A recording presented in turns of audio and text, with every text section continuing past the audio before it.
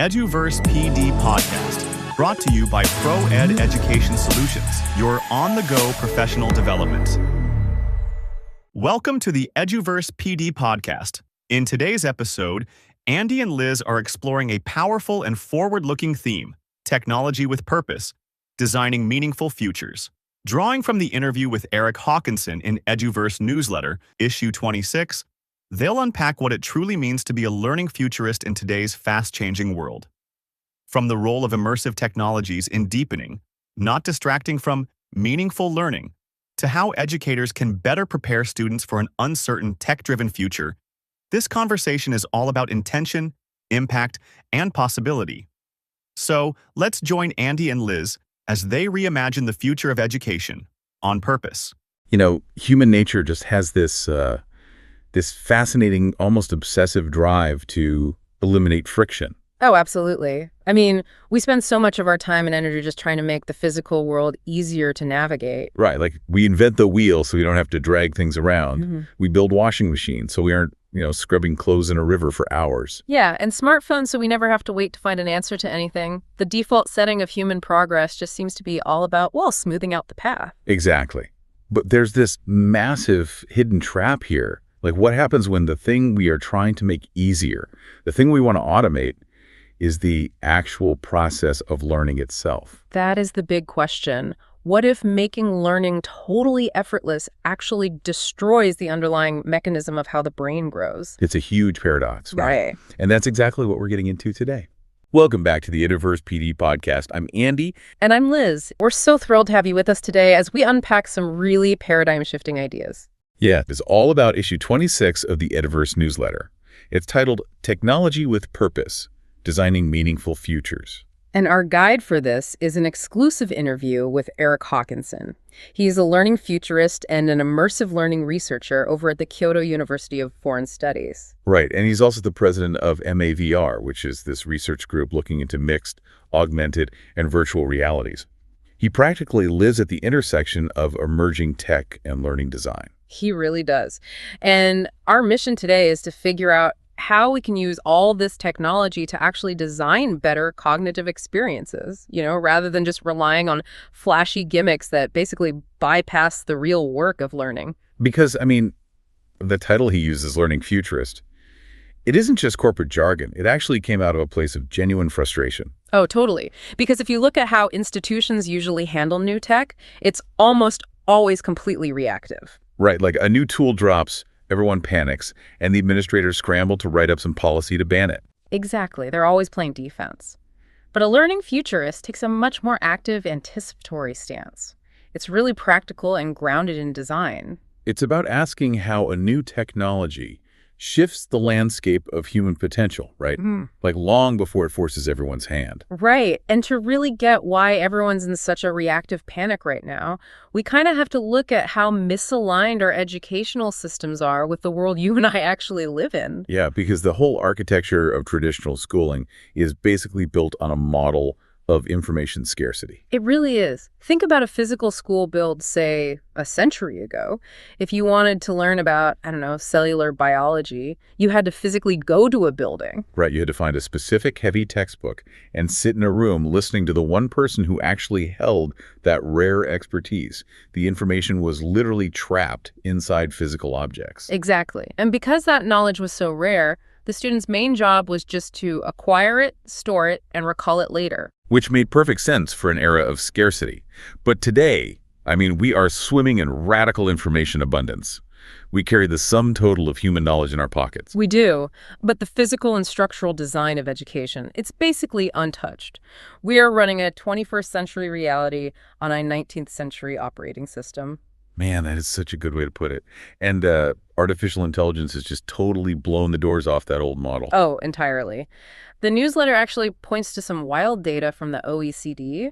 They found that AI tutors are already outperforming human experts in things like reading comprehension and scientific reasoning. Wait, outperforming human experts? already. It's already happening. And the implications there are just huge. If you have free instant access to an AI that can explain quantum physics better than the human at the front of the room, the old model is broken. It really forces us to ask, well, what is the human actually supposed to be doing in that space? Exactly. Which leads us right into this psychological trap that Eric talks about. When we hand cognitive tasks over to AI just because it's faster, we fall into what's called the automation abyss. The automation abyss. Okay, break that down for us. What does that actually look like in practice? So it's basically the hidden tax on convenience. The research shows a very specific trade-off. When students use AI to help with complex tasks, they do finish faster, about 10% quicker, actually. Well, 10% faster sounds great, right? Yeah. Like in a corporate job, you totally celebrate that kind of productivity bump. You would, but the cost is totally invisible until you test them on what they actually understand. Those same students retain 20% less information. Oh, wow. 20% less. That is a terrible trade-off. Right. Gaining 10% in speed, but losing 20% in deep, long-term understanding. That gap, that is the abyss. We're literally trading cognitive development for a tiny speed boost. And most of the time, we don't even know what's happening. It's like a fitness goal. Yeah. Imagine you decide you want to climb this massive mountain to get fit, right? To build endurance. Okay, I'm with you. But instead of putting on your boots and actually hiking, you just hire a helicopter to drop you off at the summit. Oh, right. I mean, you get to the peak way faster, you get the beautiful view, you technically completed the task. But your muscles haven't grown at all. Your heart didn't have to work for it. You totally bypassed the struggle that causes the growth. That is the perfect analogy. If your only goal is just to have a finished essay sitting on your desk, then sure, take the helicopter, just generate it. But in education, the output isn't the point. Right. The cognitive development of your brain is the point. The struggle of a hike is the whole reason you're doing it. When you eliminate that friction, you just eliminate the learning entirely. Wow, yeah. And if we're that willing to sacrifice our cognitive friction for speed, it begs a really uncomfortable question. Are we going to do the exact same thing with our social lives? Oh, this is where it gets really dark. Because if AI does the heavy lifting of thinking, what happens when it starts doing the heavy lifting of relating and feeling? Right. Moving from cognitive risks to emotional risks. Because, I mean, we are already looking at a society where like 1 in 3 young adults in the U.S. report feeling lonely every single week. It's a profound crisis of connection. And right in the middle of that, we introduce AI companionship. Yeah, which makes total sense on the surface. If you're a lonely student, why wouldn't you turn to a chatbot for advice or just someone to talk to? Because an AI is perfectly frictionless. It never misunderstands your tone, it doesn't get bored, and it's literally programmed to be endlessly agreeable. It's all the reward of a relationship with none of the messy, uncomfortable work. Exactly. But that messy work is the entire foundation of social emotional intelligence.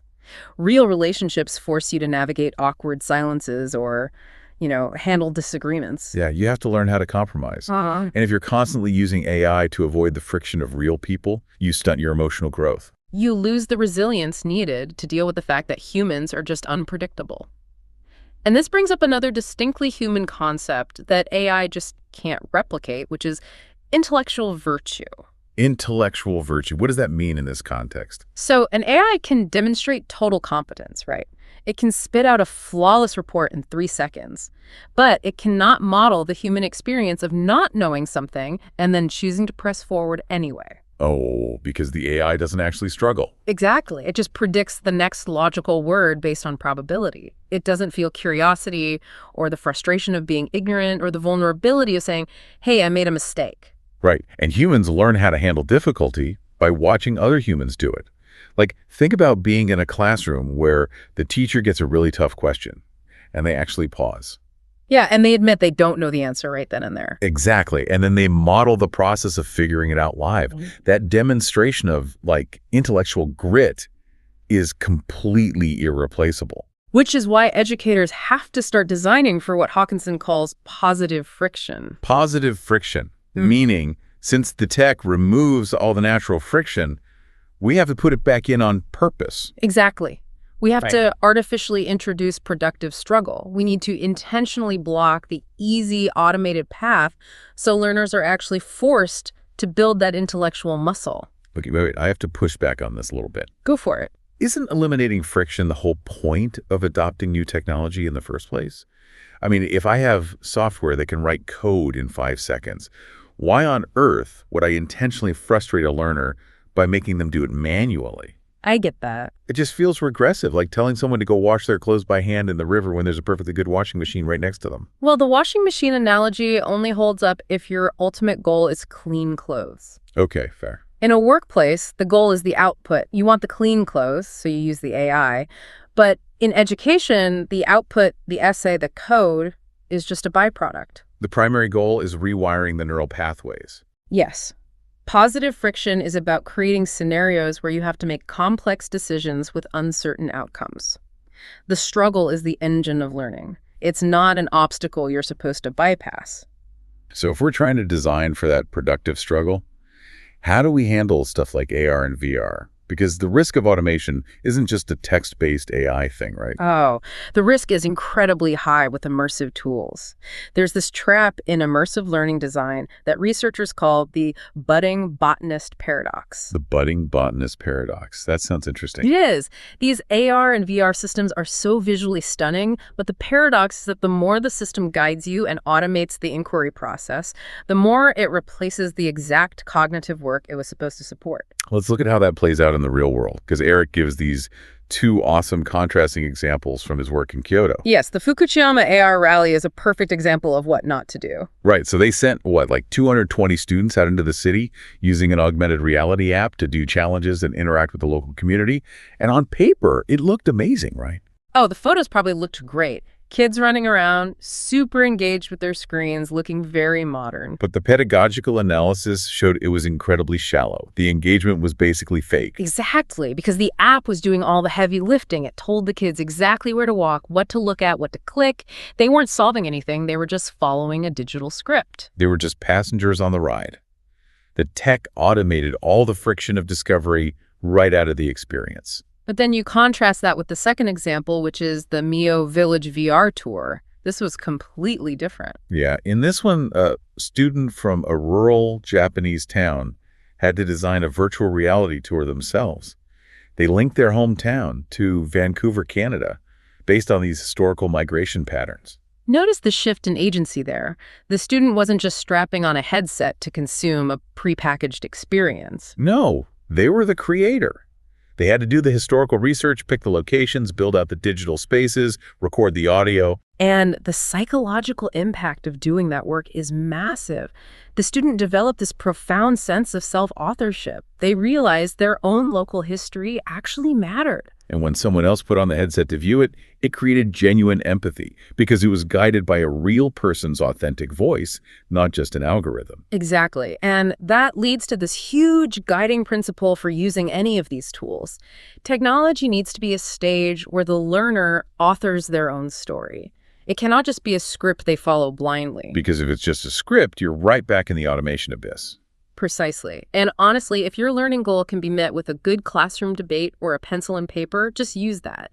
You don't need VR unless it gives you a stage you couldn't otherwise access, like walking inside a cell. That makes total sense. Yeah. But shifting learners from passively following scripts to actively building their own stages, that requires a massive institutional pivot. Huge. And it starts with redefining what we mean when we say the digital divide. Because for the last 20 years, the digital divide was basically just about hardware, right? Do you have a laptop? Does your town have broadband? Right. And obviously, access is still an issue globally.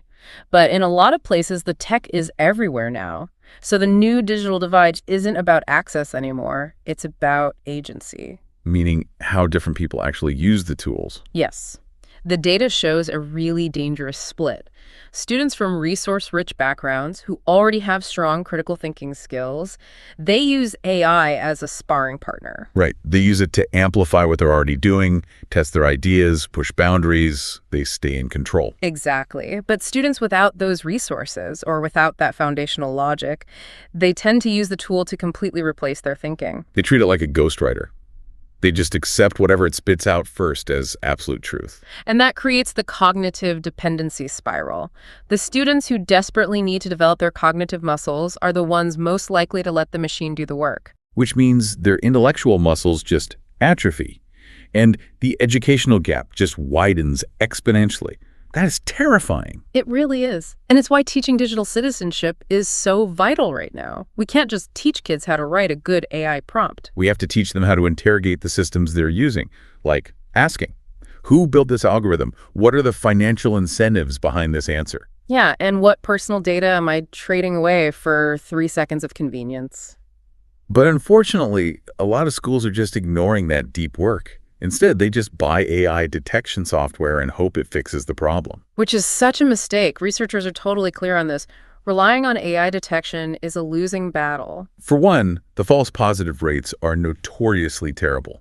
Schools are regularly accusing innocent students of cheating just because an algorithm guessed they did. And secondly, generative AI is always going to evolve faster than the detection tools. It's an unwinnable arms race. But the biggest issue is that focusing on detection completely misses the point of education anyway. Right. The question shouldn't be, did a language model draft this paragraph? The question is, did any actual learning happen in this student's mind? Exactly.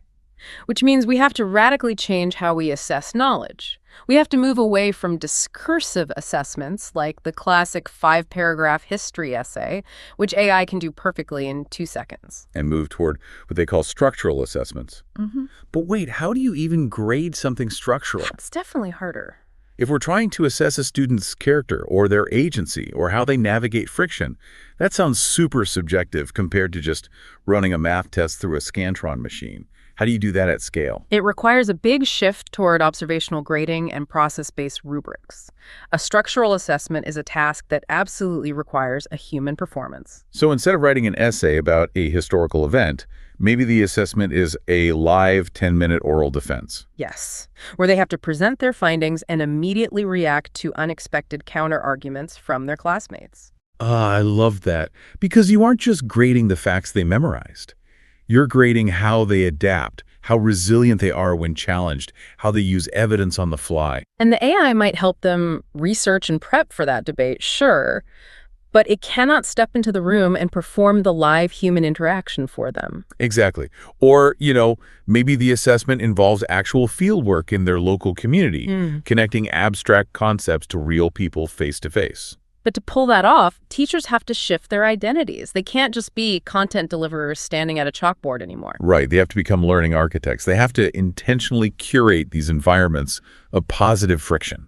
And if you follow that logic all the way down, it means the traditional credential itself, like the university degree, is in serious trouble. Because right now, a degree basically just signals to an employer, hey, this person can produce a certain caliber of report or essay. But if an AI can instantly generate that exact same output, the economic value of a degree that only measures output drops to zero. Right.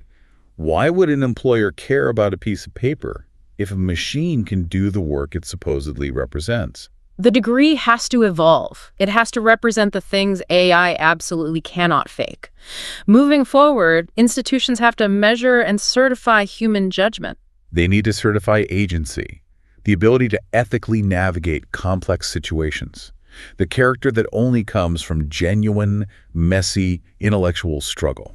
That's the only way forward. All right, let's pull all these threads together and distill the core takeaways from today's deep dive. If you're listening and looking to apply this to your own life or classroom, there are 3 main pillars to remember. First up, learning design must always precede the technology. Don't just look at a flashy new tool and ask what it can do. Look at the learner, ask what cognitive experience they need, and only use the tool if it truly serves that experience. Second, struggle is not a bug in the system. It is a feature. It's the core engine of human learning. Yeah. We have to stop trying to make everything perfectly effortless and start designing for productive friction. And third, the future of education really relies on using technology as a stage to elevate human agency, rather than a script that just forces learners into mindless automation. Learners have to be the authors of their own inquiry. Because the natural gravity of all these tools is to pull you toward the easiest, most frictionless path possible. It takes daily vigilance to resist that pull. Which brings us to an open question for you to consider today. Looking at your own life, your workflows, or your studies, are you actively using tech tools to augment and stretch your thinking? Or are you quietly letting them automate your judgment? Yeah. Are you doing the hard work of hiking the mountain, or have you been taking the helicopter without even realizing it? It is a vital question to ask yourself before you hit that generate button. It really is. And I want to leave you with one final provocative thought to chew on. We started this deep dive talking about how much human innovation is totally dedicated to eliminating friction from our lives. But if human growth whether that's building physical muscle or cognitive agility or emotional resilience, if that growth absolutely requires friction to happen, we kind of have to wonder about the future. Where are you going with this? Well, as we look a decade or two ahead into this world saturated with automated ease, will the ultimate, most highly sought-after luxury simply be the opportunity to face a difficult, unplugged challenge entirely on your own? Oh, wow. That is a fascinating perspective. In a reality where literally everything is effortless, authentic struggle actually becomes the premium luxury experience. Exactly. Something to keep in mind the next time you're tempted to let the machine do the heavy lifting for you. Until next time, keep questioning the path.